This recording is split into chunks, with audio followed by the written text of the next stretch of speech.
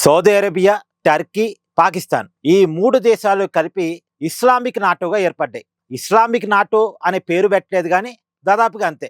ఈ 3 దేశాల్లో ఏ దేశం మీద దాడి జరిగినా సరే మిగతా 2 దేశాలు కూడా స్పందిస్తాయి. అంటే పాకిస్తాన్ మీద దాడి జరిగిందనుకోండి, సౌదీ అరేబియా, టర్కీ ఈ దేశాలు కూడా తమ మీద దాడి జరిగినట్టుగా భావించి పాకిస్తాన్‌తో కలిసి పాకిస్తాన్ మీద దాడి చేస్తున్నోళ్ళ మీద దాడి చేస్తాయి. పాకిస్తాన్‌ని రక్షించడానికి ప్రయత్నం చేస్తాయి. అలాగే సౌదీ అరేబియా మీద దాడి జరిగినా, టర్కీ మీద దాడి జరిగినా, ఎవరి మీద దాడి జరిగినా సరే ముగ్గురు కలిసి ఎదుర్కొంటారు. ఇది వాళ్ళ మధ్య కుదిరిన అగ్రిమెంట్.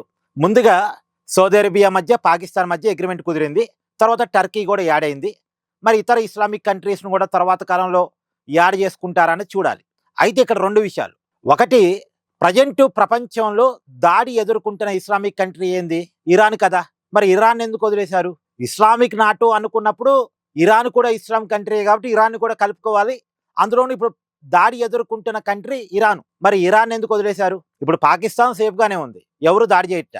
సౌదీ అరేబియా సేఫ్ గానే ఉంది, టర్కీ సేఫ్ గానే ఉంది. ఇప్పుడు దాడి జరుగుతుంది ఇరాన్ మీద. ఇరాన్ ఎందుకు వదిలేశారు అంటే ఇరాన్ లో ఉంది షియా ముస్లిమ్స్ కాబట్టి వాళ్ళని వదిలేశారు. అంటే ఇస్లాంలో కూడా ఇప్పుడు 2 భాగాలు, షియాలు, సున్నీలు. ఇప్పుడు ఇది సున్నీ ఇస్లామిక్ కంట్రీస్ చేసుకున్న ఒక ఒడంబడిక, అగ్రిమెంటు. దీంట్లో షియాని అవాయిడ్ చేసి పడేశారు. అంటే మొత్తం ఇస్లాంని ఇక్కడ కలపట్లేదు, షియాలను దూరం పెడుతున్నారు ఇక్కడ. మరి ఇదంతా ఎందుకోసం? నిజానికి సౌదీ అరేబియాకి అమెరికా రక్షణగా ఉంటుంది, పాకిస్తాన్కి కూడా అమెరికా రక్షణగానే ఉంటుంది. ఈ 2 దేశాలకి అమెరికాతో చాలా మంచి సంబంధాలు ఉన్నాయి, రక్షణ సంబంధించి ఒప్పందాలు కూడా ఉన్నాయి.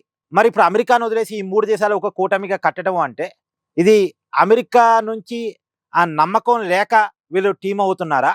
లేదంటే ప్రస్తుతం ఇరాన్ని అవాయిడ్ చేయటానికి, ఇరాన్ని ఏకాకం చేయటానికి, ఇస్లాం నుంచి కూడా ఇరాన్ని దూరం పెట్టడానికి అమెరికా డైరెక్షన్లో ఏర్పడ్డ కూటమి అన్నది తెలియాలి.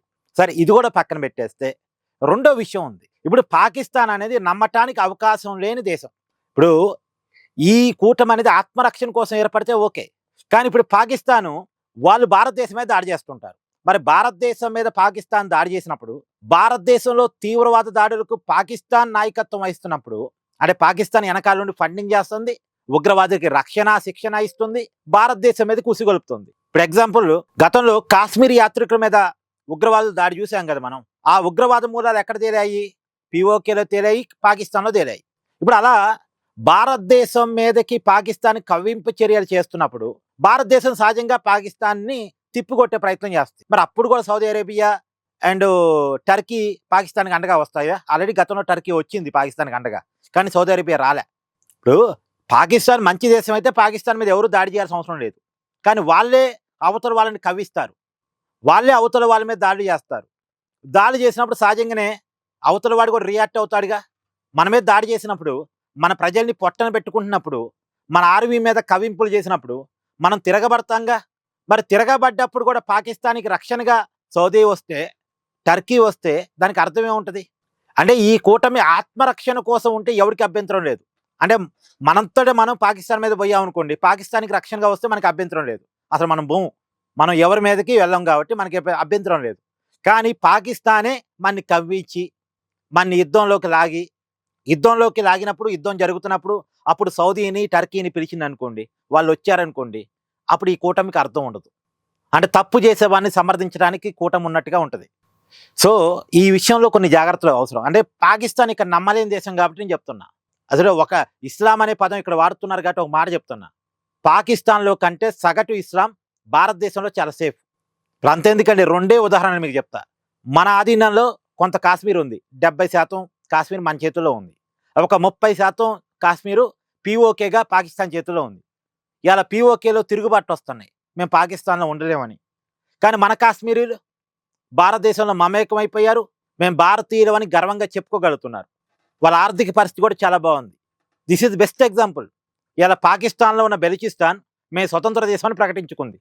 అంటే పాకిస్తాన్లో ఉన్న ఇస్లాంలు పాకిస్తాన్లో ఉండలేని పరిస్థితి, కానీ భారతదేశంలో అలా లేదుగా. భారతదేశంలో ఇస్లాం వాళ్ళు కూడా మేము గర్వంగా భారతీయులు అని చెప్పుకుంటారు. అంటే ఇస్లాంకి పాకిస్తాన్ కంటే భారతదేశం సేఫ్ ప్లేస్. నిజానికి ఒక సగటు ఇస్లాం భారతదేశంలో చాలా సేఫ్గా జీవించగలడు. అదే భారతదేశంతో పాకిస్తాన్ కవింపు చర్యలు చేస్తూ ఉంటుంది. దీన్ని కూడా ఈ కూటమి సమర్థిస్తుందా, సమర్థించదా?